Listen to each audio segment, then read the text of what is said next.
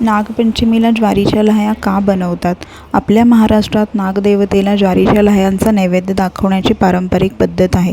म्हणूनच आज आपण घरच्या घरी अगदी सोप्या पद्धतीने ज्वारीच्या लाह्या कशा बनवायच्या हे आपण बघणार आहोत. नागपंचमीच्या दिवशी आपल्या घरामध्ये केली जाणारी ही पारंपरिक आणि साधी ज्वारीच्या लाह्यांची रेसिपी. यासाठी इथे 1 वाटी ज्वारी घेतलेली आहे. त्यासाठी आपल्याला पहिल्यांदा पाणी पूर्ण उकळून घ्यायचं आहे आणि ही 1 वाटी ज्वारी आपल्याला त्या पाण्यामध्ये टाकून घ्यायची. ज्वारी टाकल्यानंतर थोडीशी ढवळून घ्यायची आणि गॅस बंद करायचा आणि 5 मिनिटाची आपल्याला वाफ काढून घ्यायची आहे. त्याच्यानंतर इथे बघा थोडीशी ज्वारी वरती येते, तर ती वरती आलेली ज्वारी आपल्याला काढून घ्यायची आहे आणि बाकीची ज्वारी आहे त्याचं आपल्याला पाणी काढून घ्यायचं. त्यासाठी एका चाळणीमध्ये ही ज्वारी पूर्ण पाणी काढून घ्यायचं. त्याच्यानंतर एका कपड्यावर आपल्याला अशा पद्धतीने ही ज्वारी पसरून घ्यायची आहे. 4 ते 5 तास आपण ही सुकवून घेणार आहोत किंवा मग तुम्ही रात्रभर जरी सुकवली तरी चालेल.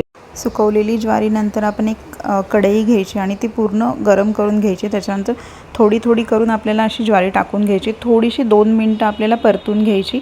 त्याच्यानंतर त्याच्यावर झाकण ठेवायचं आणि लाह्या बघा किती सुंदर फुलतात, अगदी फुलासारख्या फुलता आहेत. तर थोडीशी आपण कढई अशा पद्धतीने हलवून घ्यायची म्हणजे सगळी ज्वारी फुलून वरती येणार आहे. बस इतकंच करायचं आणि तयार आहेत आपल्या नागपंचमी स्पेशल ज्वारीच्या लाह्या.